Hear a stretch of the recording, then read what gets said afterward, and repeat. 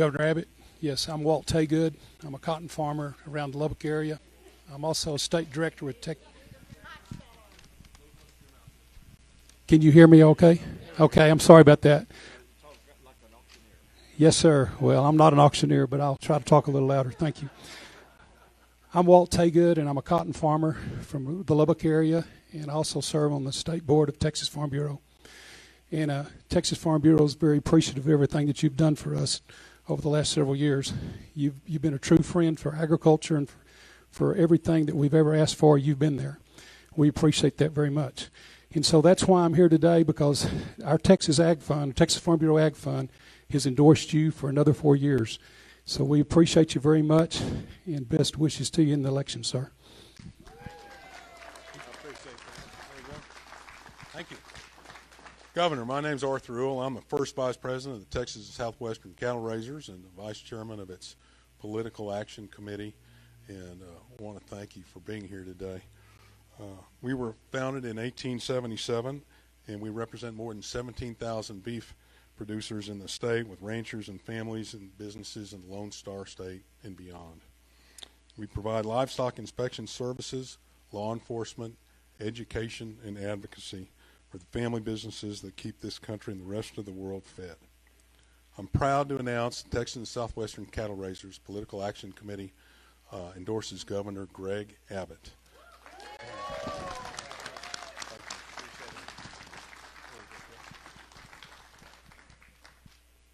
I'm Kevin Buse, owner-operator of Champion Feed Yard in Hereford, Texas, and chairman of the Texas Cattle Feeders Association.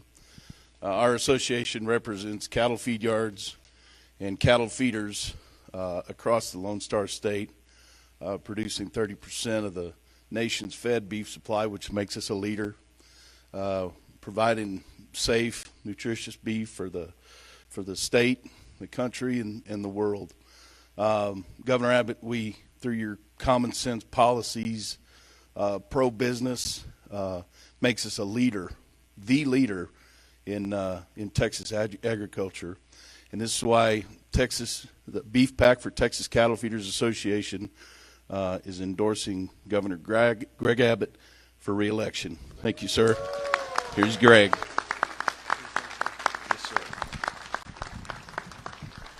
Well, thank you all very much. It's great to be back in Amarillo, and especially to be here with men and women who spend their lives working on the land, working with their hands, working to make Texas even better. And I'm extraordinarily grateful for their endorsement as well as some others. Before I get into that, though, I want to thank Tractor Towns as well as Ford Price. I saw earlier. I lost track of Ford right now, but State Representative Ford, he's behind us. State Representative Ford Price for everything that you do. And Kevin Buse, the chairman of the Texas Cattle Feeders Association, Arthur Ewell of the first vice president for the Texas and Southwestern Cattle Raisers Association, as well as Walt Haygood, board member and District 2 State Director of the Texas Farm Bureau Ag Fund. I want to thank them for their endorsements. However, it's not just them making endorsements today. It's also so many other organizations in the state of Texas that are involved in working with their hands and working on lands that are endorsing my campaign, including the National Cutting Horse Association, the Texas Deer Association, South Texans Property Rights Association, the Texas Forestry Association, the Texas Agricultural Aviation Association, the Texas Irrigation Council, the Texas chapter of the Wildlife Society, Texas Cotton Ginners Association, Texas Water Quality Association, Texas Wildlife Association, Texas Nursery and Landscape Association, Texas Veterinary Medical Association, and the Texas Lumbermen's Association of Texas. I thank all of them for everything they do to help Texas grow, but also today I thank them for their support and their endorsement for my reelection as your governor of the great state of Texas.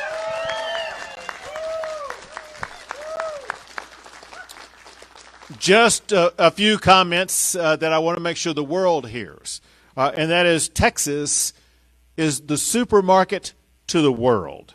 Texas is the #1 state in America for cattle production. When people across the globe sit down for a steak or a burger, it's probably Texas beef that they are eating. Texas ranks number 1 in America for cotton production. When Americans get dressed in the morning, they may be putting on clothes made of Texas cotton. And with more agricultural land than any other state in America, Texas grows the food that stocks the grocery stores and fills the plates for people across the entire world. It takes a very special person to be a farmer, a rancher, someone who works with the land and works with their hands each and every day, no matter the weather. It takes strength and it takes determination. That same determination drove the brave ranchers and farmers to settle this state and to steer it toward its legendary status. Their contributions to the economy, to the culture, to the legend of Texas have endowed our state with the most unique brand of any state in America. We are proud to be a state of farmers and ranchers and cotton ginners, and I am proud that they support my reelection to be your governor once again. Thank you all. God bless you all, and God bless the great state of Texas. Now, while I have your attention, I'll add a couple of more things here real quick. I am extraordinarily proud of the role that agriculture plays in making Texas number 1 in so many categories. In addition to the role that agriculture plays in the state of Texas, I'm proud to say that Texas is number 1 in the United States in almost every economic metric. When it comes to being ranked the best state in America for doing business, when it comes to the most economic development projects, when it comes to being the best state in America to start a small business, Texas is number 1 in all of those categories. And when you add it all up together, Texas now has the 9th largest economy in the entire world. But the bottom line result of that, which is the most important thing, and that is, as we gather in Amarillo today, more Texans have a job than ever before in the history of our great state. Also, listen, there are other issues that we need to talk about. The economy is great, and what is going on in the ag business is great. But we need to understand that there are challenges out there. There are challenges posed by people who are running against me for governor, challenges that seek to impose a radical leftist agenda. For example, this crazy idea about defunding the police. You've seen the chaos that occurs in Los Angeles and New York and San Francisco and some other place where you see these smash and grab operations. That is a consequence of defund the police movement and disrespect for law enforcement. Let me tell you something. In Texas, we support our law enforcement officers, period. And that's exactly why I signed a law this past session that will defund any city in Texas that defunds law enforcement. We will not tolerate attacks on law enforcement in the great state of Texas. But listen, even more dangerous than that is what's going on the southern border, because Joe Biden has these open border policies, and it did not have to be that way, because when President Trump was the president, he did 4 things that led to the lowest border crossings in many, many decades.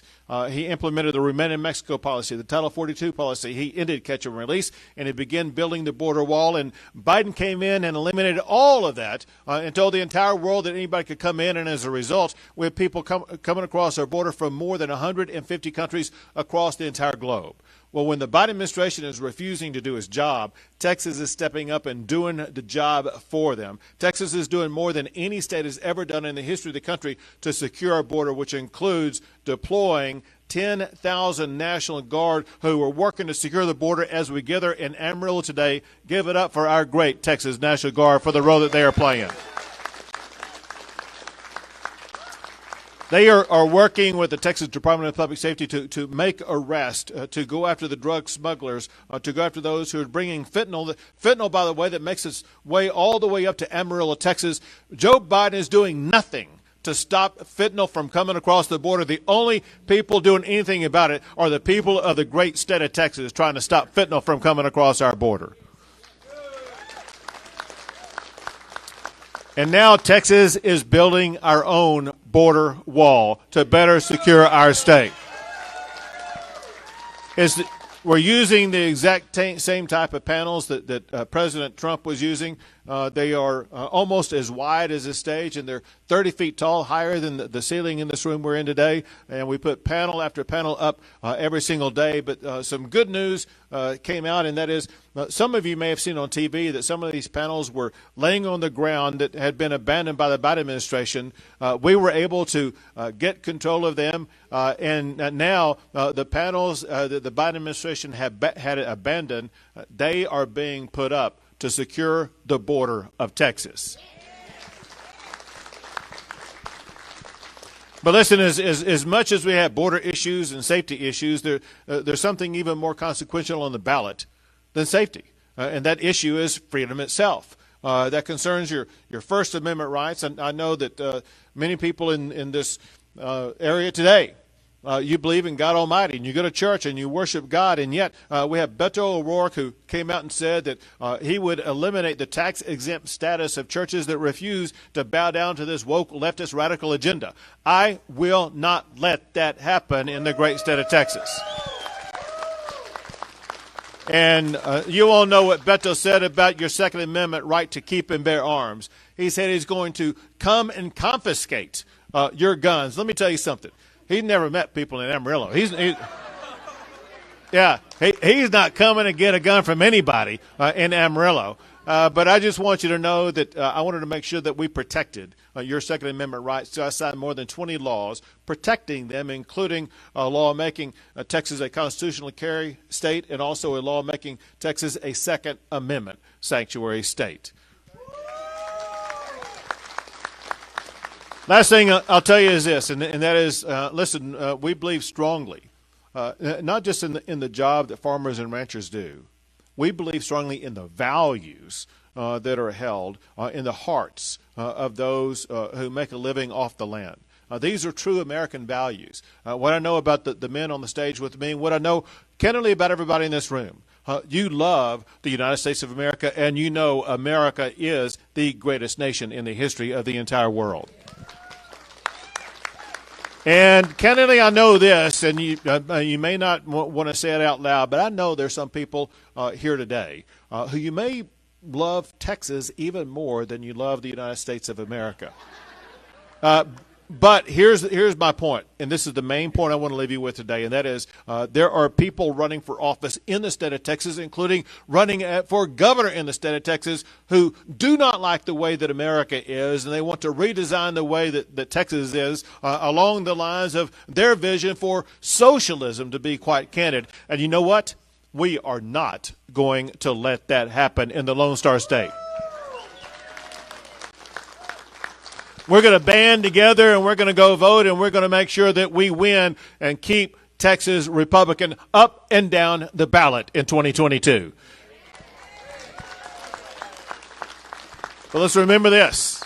Talk does not win elections. The only thing that wins elections is votes. And so how many people have you already voted early? That's good. That's good. Not everyone. Listen, I know some people like to wait till Election Day, and that's fantastic. However, just know this, as you do, the election is 1 week from today. Early voting continues through Friday. If you can, go vote early. You won't have to stand in a line. I have no idea what the weather is going to be like in Amarillo next Tuesday, and I don't want the weather to hinder your ability to go vote, or I don't want you to be stuck in line, in a voting line, when it could be, 10 degrees outside. So pick one of these warm, beautiful days in Amarillo like it was yesterday, and go cast your vote. Make sure your voice counts when it comes to the election. You do that, and we will keep Texas the best state in the history of the greatest country, the United States of America. Thank you all. God bless you all.